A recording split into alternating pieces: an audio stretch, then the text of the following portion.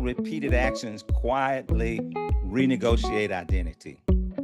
Not dramatic declarations, not reinvention speeches and all that big stuff, but consistent agreements with whom? Yourself. That's why the gap can feel so uncomfortable.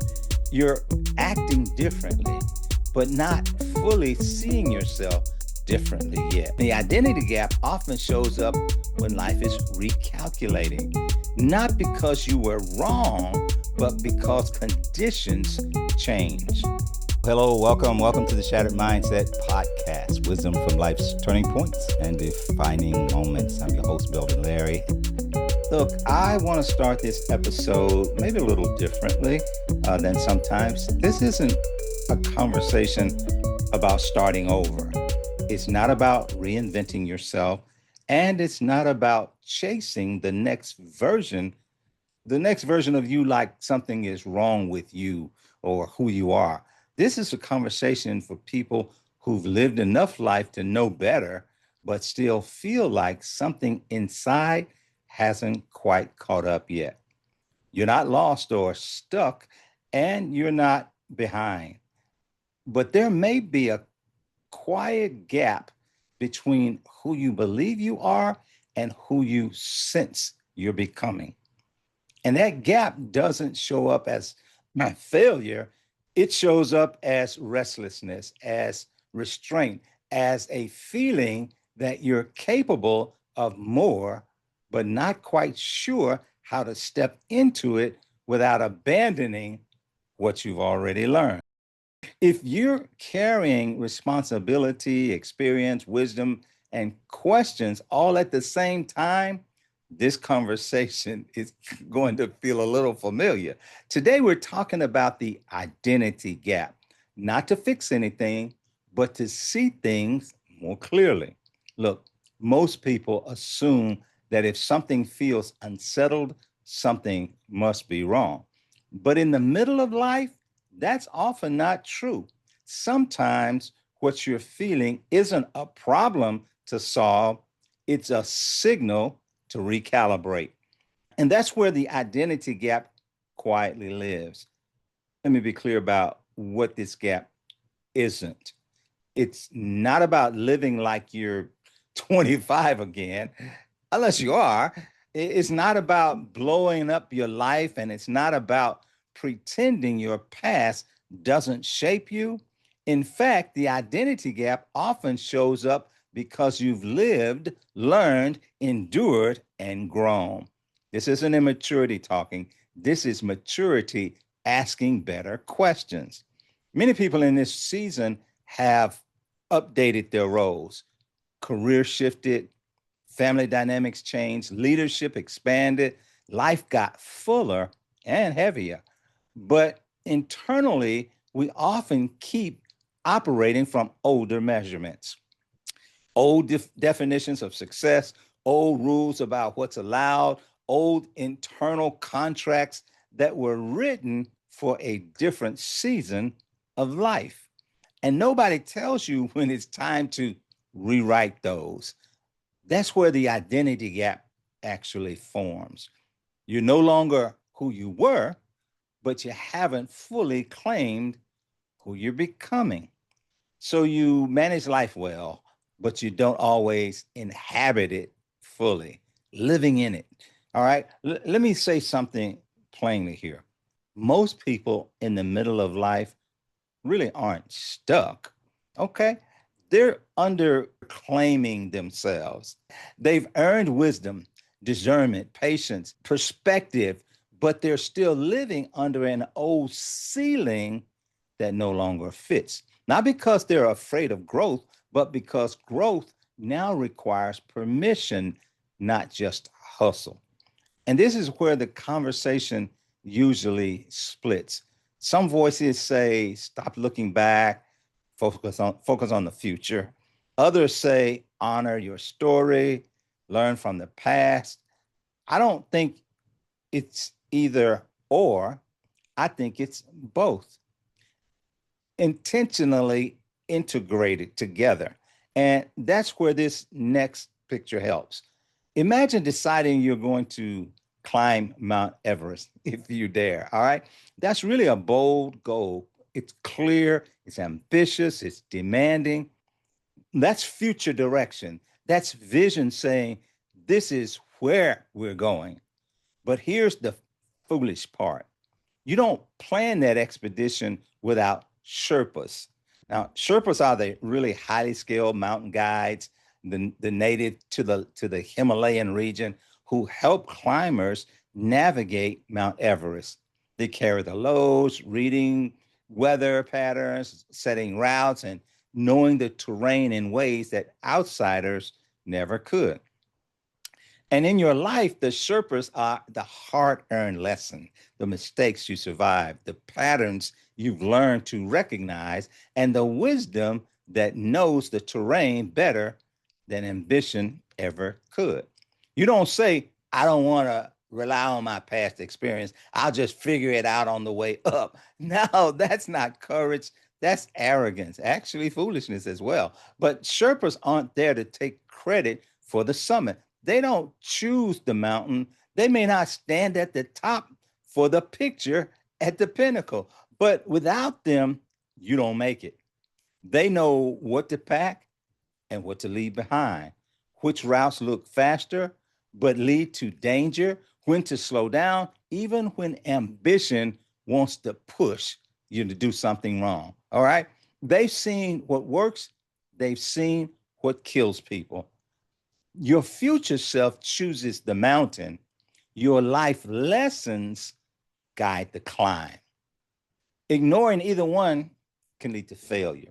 Your past isn't the climber, and it's not the destination, but it is the guide that already understands the terrain. Ever heard, been there, done that? And wisdom says you don't leave that behind. Now, let's widen this back out, because the identity gap doesn't live on mountains, it lives in ordinary days, in conversations you hesitate to start, in opportunities you quietly edit before exploring, in desires you label as unrealistic, not because they are, but because they don't fit the version of you that others recognize. Sometimes not even the versions you recognize. And here's where language quietly shapes identity in ways we rarely notice. Think about how often someone leaves the house and says, be careful. Look, and that comes from love.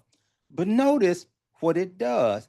Sometimes your shoulders drop a little bit, your steps might shorten a little bit, your tension narrows. You move out into the day guarded, or you just become numb to it and don't even pay attention to it. It was just something people say. Now, contrast that with a different phrase. Someone says, hey, keep your eyes open. That doesn't shrink you, it lifts your head. When my kids were young and we'd be in the car, I'd driving down the road, maybe they're just looking around, head down in the video game or whatever. And I would say to them, I would just say, what do you see? I would just say that out. What do you see? In time they became to learn that I'm just saying, not don't just say I saw a tree or I saw a car. See, I want them to describe what was really around them, what was going on. Because when your eyes are open, you don't just avoid danger, you start recognizing patterns. And so I wanted them to be aware of the world around them, not for the beauty of the world around them, for the obstacles in the world around them, for the challenges, the dangers around them, and everything. Okay, so heads up, just pay attention to what's going on around you. All right, when you do things like that, you notice timing, you notice context, you notice what's changing and what's not. And in the middle of life, that distinction really matters, because this season isn't about moving carefully through the world. It's about seeing clearly while you move through it. Life lessons aren't just memories, they're pattern recognition. Pattern recognition only works when you're alert. Caution says, don't repeat the past. Alertness says, notice what this moment is teaching. That difference quietly shapes identity. Imagine renovating a house while you're still living inside it. All right. I was talking to a friend about this recently. You can't tear everything down. You still need structure, electricity, water, and so forth. So you work in phases. Some rooms stay functional while others are under construction. And for a while, things feel awkward. Nothing is wrong. It's just unfinished. Look, I moved into my last home. The painters came in, and the painters were in my house before I ever got to move into my house. The guys were there doing redoing the hardwood floors. I'm like, when am I gonna move into my house?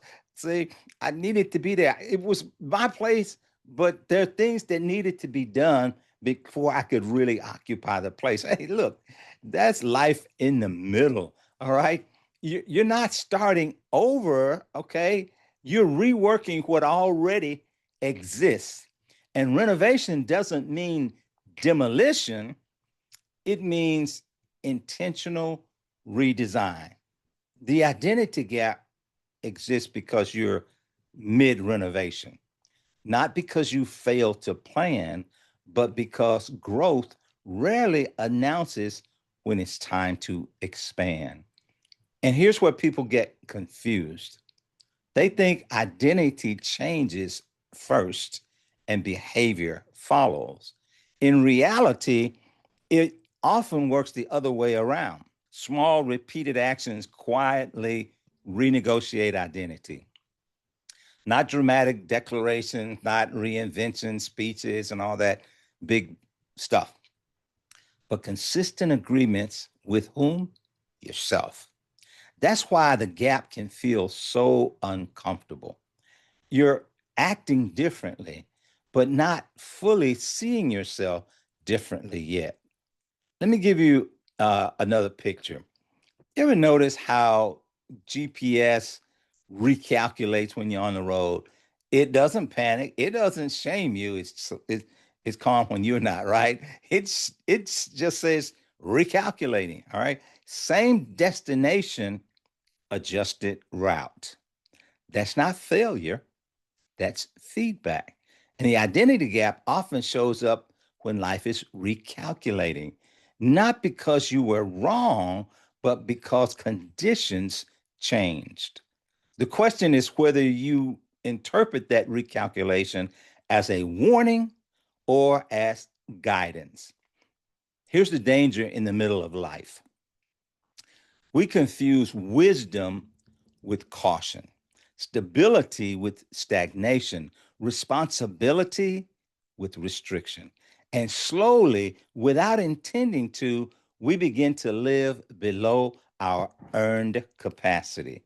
Not because we can't do more, but because we never stop to ask what more looks like. The identity gap closes when three things align: direction, that's knowing what mountain matters now. What mountain matters now? Integration, understanding what life has already taught you. Permission, allowing yourself to grow without guilt. Miss any one of those, and the tension stays. Let me say this clearly: you don't have to blow up your life. You don't have to quit your job tomorrow. You don't have to announce a new identity, but you do have to stop pretending the inner tension isn't speaking, because it is. And it's not asking you to go backward, it's asking you to step into alignment. If something feels unsettled, don't rush it, pay attention. That feeling may not be dissatisfaction, it may be invitation. Life in the middle isn't about becoming someone else, it's about becoming more fully who you already are, with vision, with wisdom, with awareness. And look, at this point in your life, you got all of those. And just stop and take a moment to have that awareness of those things. And look, here's a final thought on that as well. The identity gap doesn't mean you're behind. It means you're in transition. And transitions, when handled honestly, don't weaken identity, they refine it. All right. And look, in the episode I did just before on cause and effect, I talk about how things connect together. So check out that episode on cause and effect. All right. And until next time, keep adapting, keep evolving, and keep reaching for those new horizons. I'll see you the next time on the Shattered Mindset podcast. Take care. Take charge. God bless.